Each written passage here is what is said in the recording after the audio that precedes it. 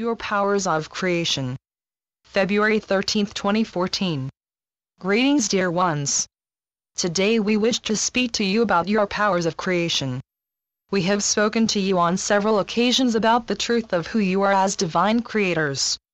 We have encouraged you to begin to follow your hearts and to engage in that which brings you joy and sparks your passion. Today we want to illuminate for you the fact that everything is an act of creation. Every thought, every word, every action, and every choice that you make is an act of creation. Even when you are choosing one thing over another, you are creating more and more and more. Even if you are focusing and listing the things that you do not want, you are creating more of that. For as we have said before, everything is vibration. Everything is light and frequency. The chair that you sit in, the computer on which you are reading this, the house that you live in, even the body that houses your divine spark, they are all light and energy. Your scientists have proven that all is light and energy, and even the illusion of a solid thing is only light that has gained enough mass or momentum that it has slowed to the point of coalescing into the image or avatar of something solid. Science has also proven that nothing is really solid. Imagine when you see something spinning around and around very fast in a circle. It spins so fast that it begins to take on the illusion of something with a new shape. As many upon your planet are focused upon the Olympic Games right now, you may have witnessed one of the magnificent ice skaters. There are those moments within their routines that they spin in a circle. They spin so fast that their form and shape begins to take on a new silhouette, and as they begin to slow down, their shape seemingly changes again. This is very similar to the illusion of all that you perceive as solid. It is merely energy spinning and moving within the desired form with enough speed to create a new shape or form. If you could see it on the microcosmic level, you would see that it is indeed not solid. It is only moving so quickly that it appears to be a solid shape, however it is still light and frequency.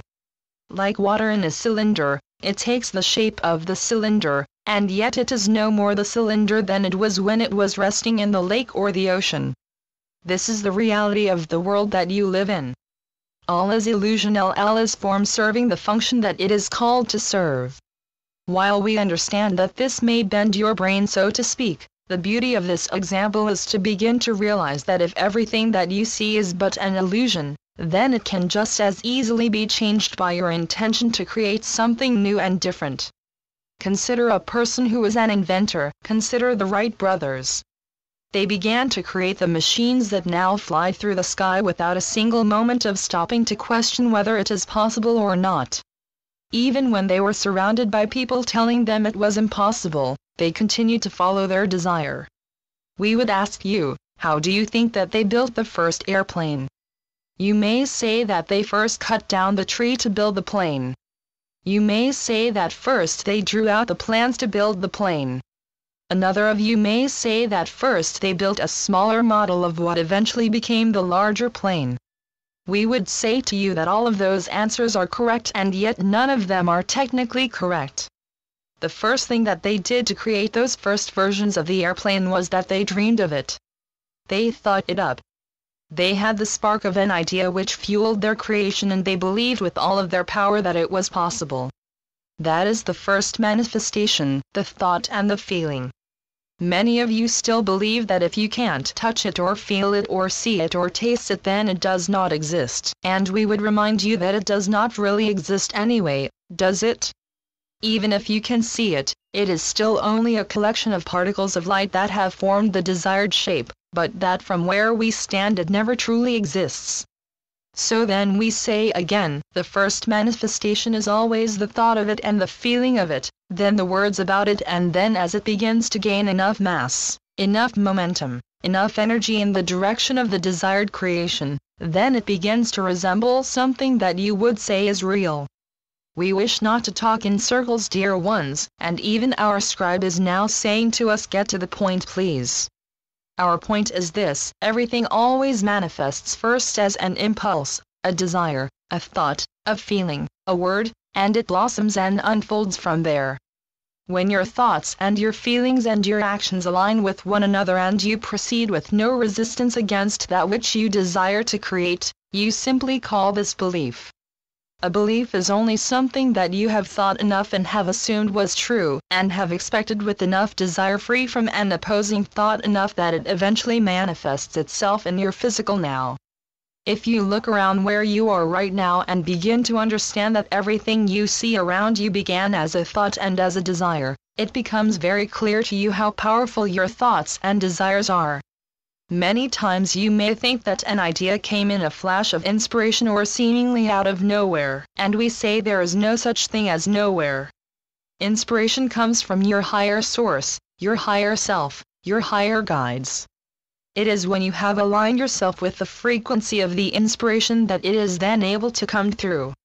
Much like you would never be able to hear jazz music when you are tuned to the rock and roll station, you can never receive the frequency of inspiration when you are tuning yourself to the belief that you cannot be inspired.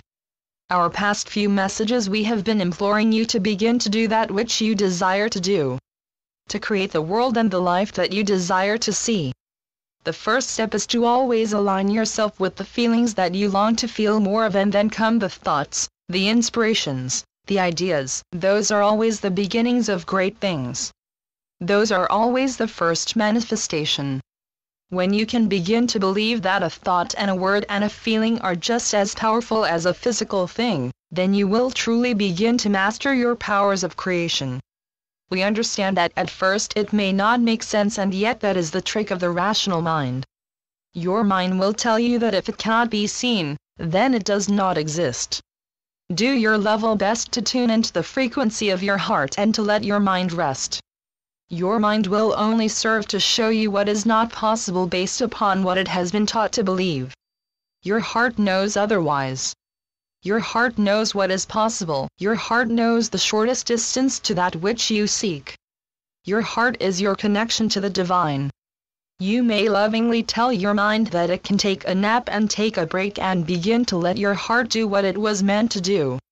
So again, dear ones, we ask you, what is it that you long to create?